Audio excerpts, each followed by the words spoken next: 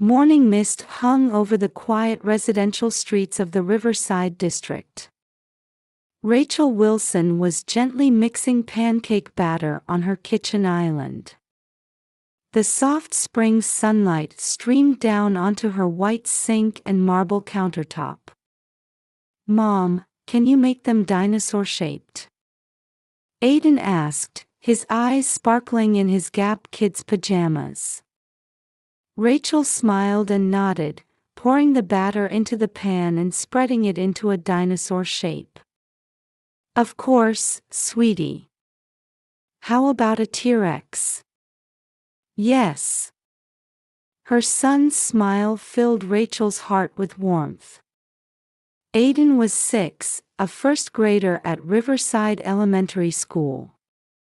He loved dinosaurs and always maintained his innocent smile. Every time she saw that pure expression, Rachel renewed her determination to protect her son. After breakfast, Rachel began preparing to take her son to school. Michael, dressed in his Brooks Brothers suit, was already ready to head to work. "I'll be home early today," Michael announced. "Mother's coming for Sunday dinner." Rachel paused for a moment. Sunday dinner with her mother-in-law Patricia.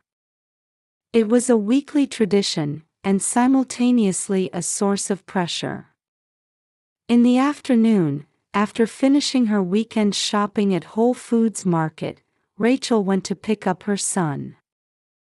On the way home, Aiden happily chatted about what happened at school. However, when they got home, there was a call waiting from her mother-in-law. "Rachel, I'm putting together a photo album of Melissa's children. Could you send me some family photos?"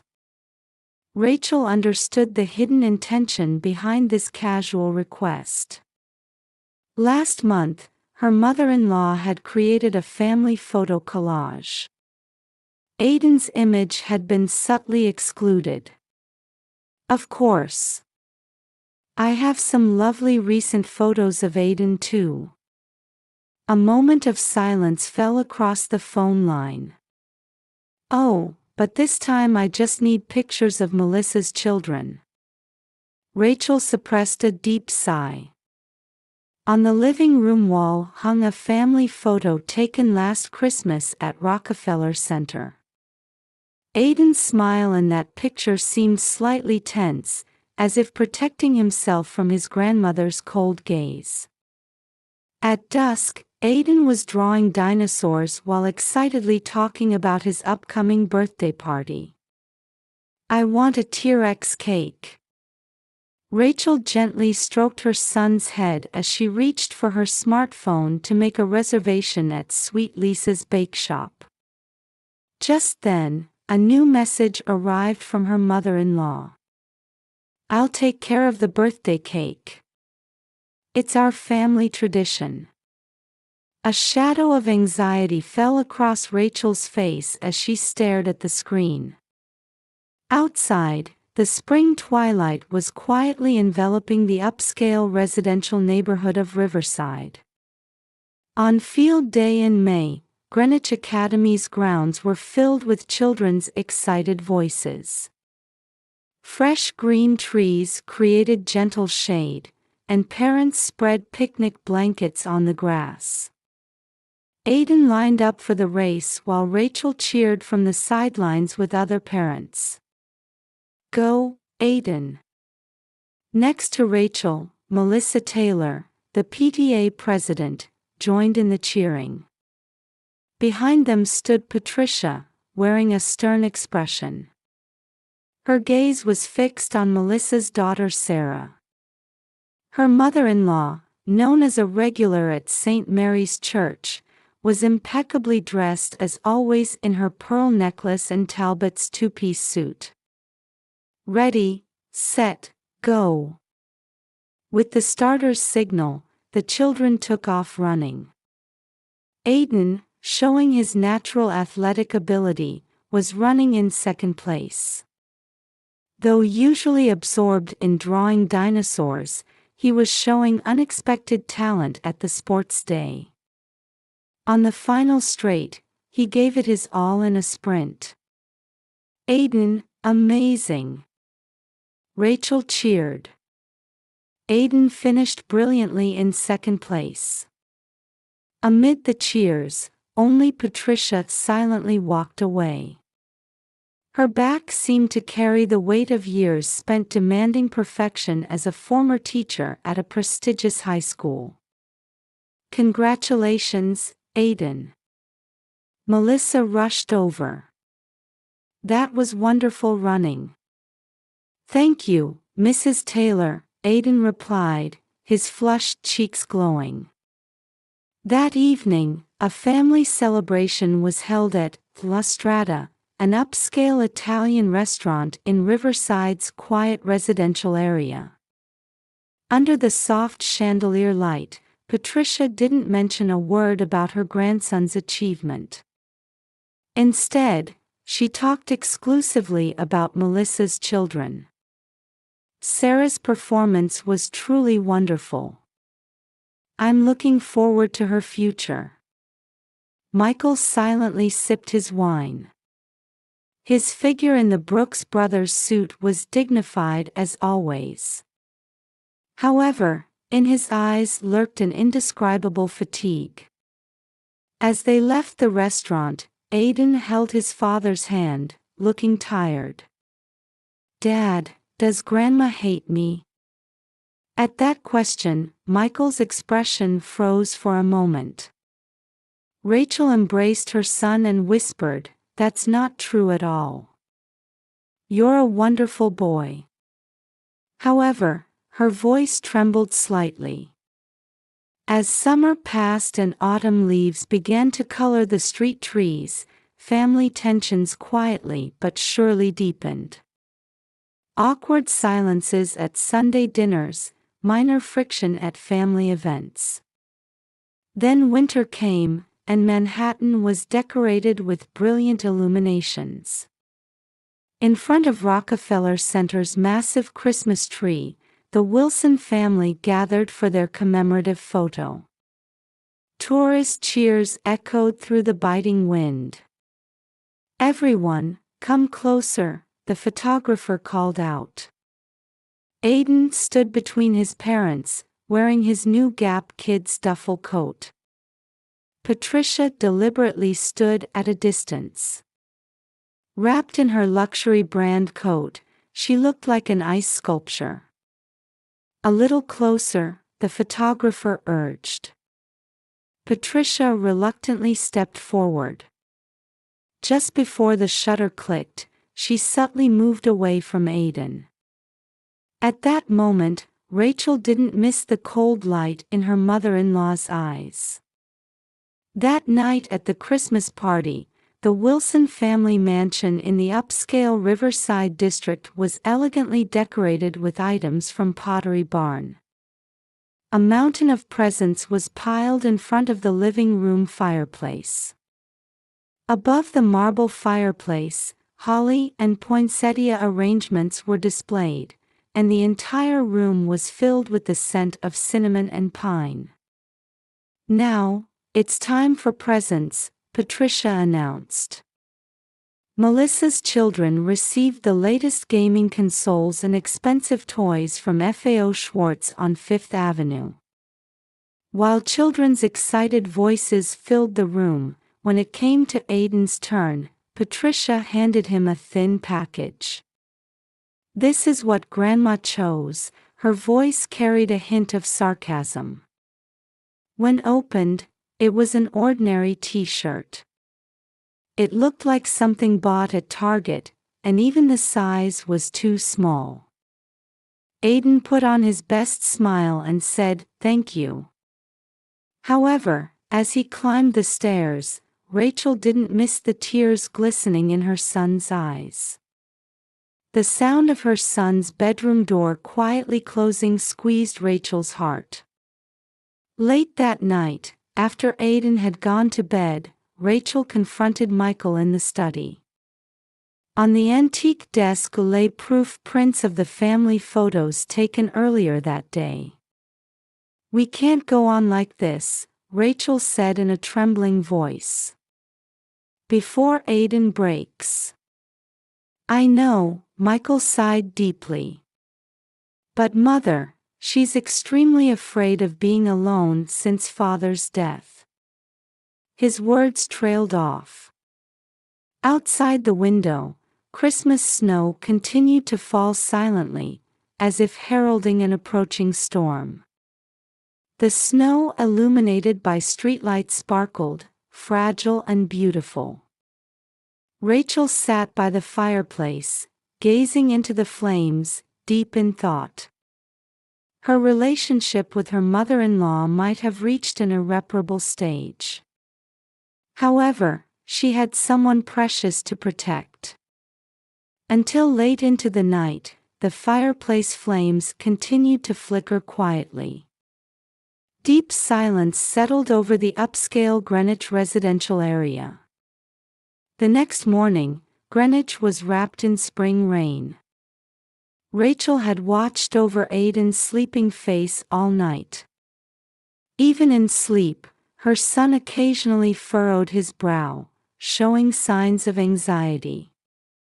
Standing in the kitchen in her J.Crew pajamas, brewing coffee, yesterday's events played through her mind like a film reel. The phone rang just after 7 in the morning. "Rachel."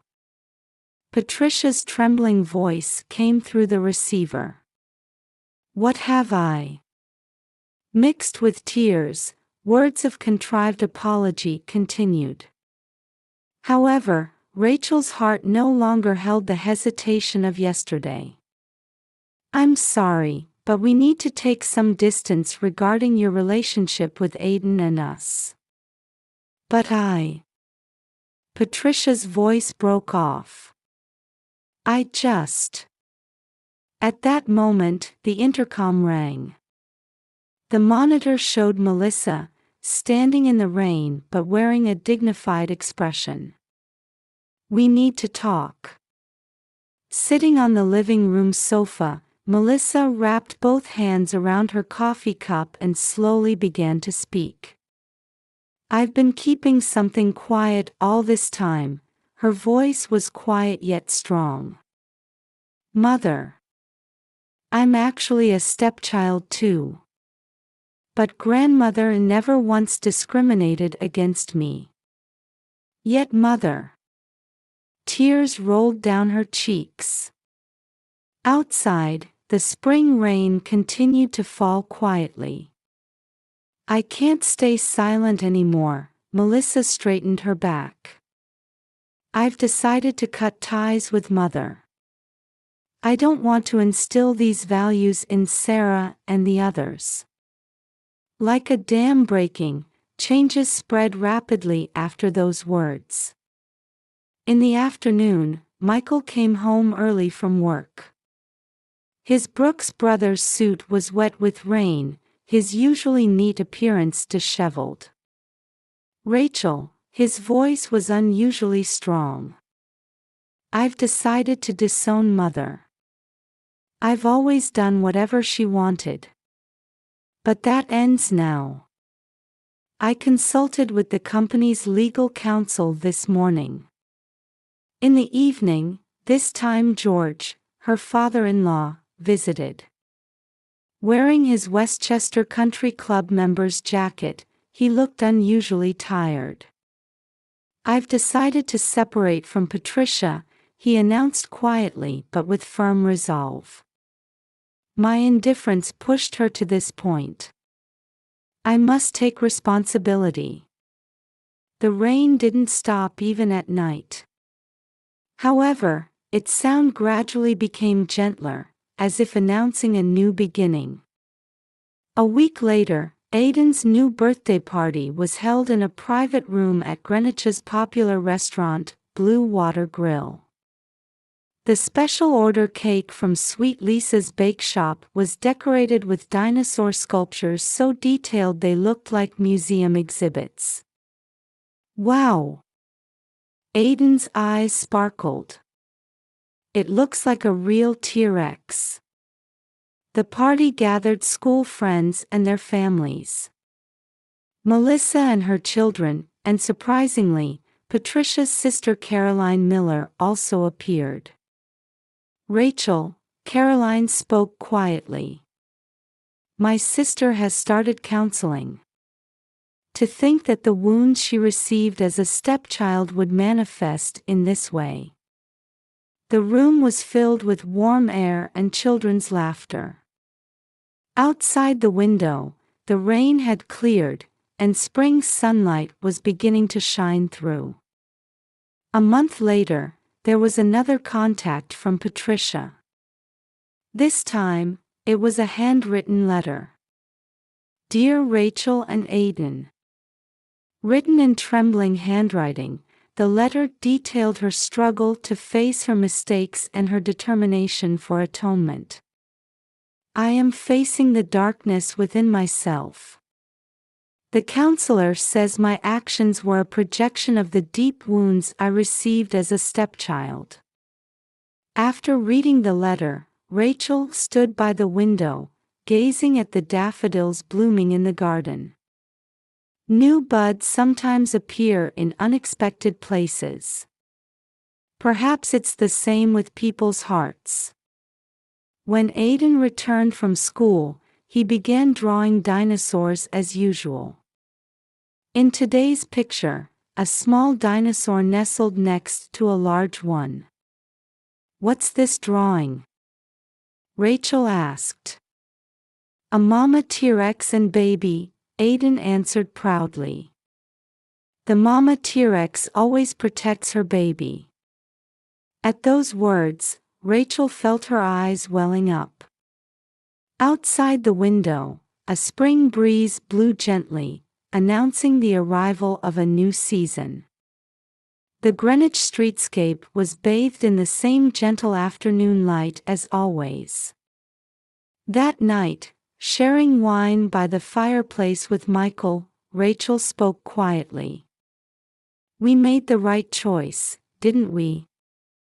Yes, Michael nodded. Now it's our turn to create new family traditions. The fireplace flames cast their shadows on the wall. Those shadows seemed much stronger and more certain than before. A year later in spring, Greenwich was once again in cherry blossom season.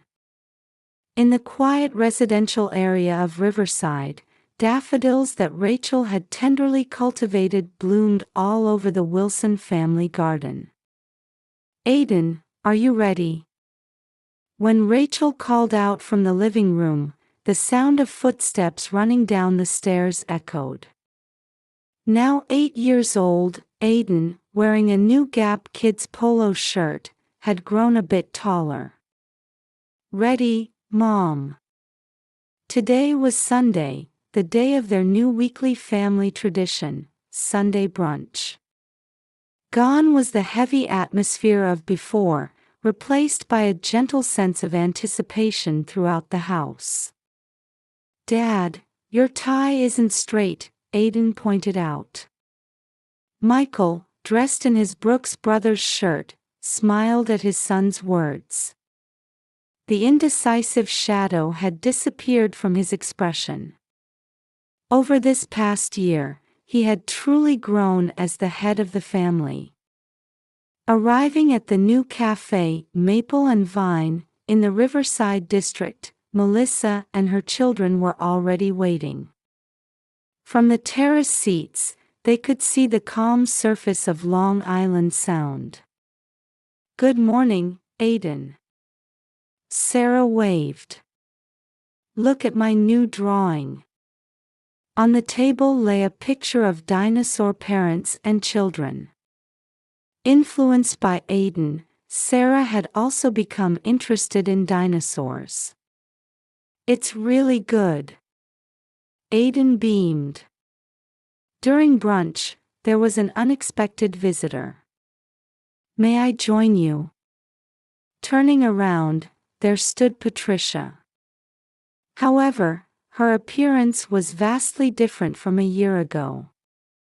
While she still wore her Chanel tweed suit, her expression had softened, and the tension had left her shoulders. The twice-weekly counseling sessions had definitely changed her. "Of course," Rachel quietly answered. Patricia nervously took a seat. She held out a small package to Aiden. "Grandma chose this. I hope you like it." Opening it revealed an intricate dinosaur model. It was clear she had considered Aiden's preferences in choosing it. "Thank you, Grandma." At those words, tears glistened in Patricia's eyes. In the afternoon, while the family was walking in Riverside Park, George and Caroline joined them. After their separation, George was exploring a new relationship with his wife. While maintaining distance, their efforts to understand each other were beginning to weave new bonds between them. "Hey, let's take a photo together," Melissa suggested. Under the cherry blossom tree, the whole family gathered. Unlike the formal arrangements of the past, everyone took natural poses at comfortable distances. "Say cheese." At the moment the shutter clicked, Aiden was squeezing Rachel's hand tightly. In that small hand's warmth, the mother felt genuine happiness. That night, after Aiden had gone to bed, Rachel hung the new family photo on the living room wall. Michael, in his Brooks Brothers pajamas, gently embraced her from behind. "Look," Rachel said. "Everyone's smiles are real now." Indeed, the expressions in the photo were no longer formal, but filled with genuine happiness. Even Patricia wore a peaceful smile. Above the fireplace hung Aiden's new drawing. A large dinosaur family, huddled together lovingly. Beside it, written in Aiden's awkward handwriting, "We are all family." Outside the window, a spring night breeze blew gently. The Greenwich streetscape was bathed in the same peaceful moonlight as always. However, for this family, everything had begun to take on new meaning. Rachel stood by the window, gazing at the daffodils blooming in the garden. They seemed to shine with an entirely different radiance than those she had seen on that rainy morning a year ago. "Hey," Michael said quietly. "Mother was saying, how about we all go to Martha's Vineyard this summer?" Rachel smiled and nodded. A new season was surely coming, bringing new memories with it. The fireplace flames continued to flicker quietly tonight as well. Their light gently illuminated the family photo on the wall. There was the image of a family who had found true bonds after experiencing hurt, uncertainty, and regeneration.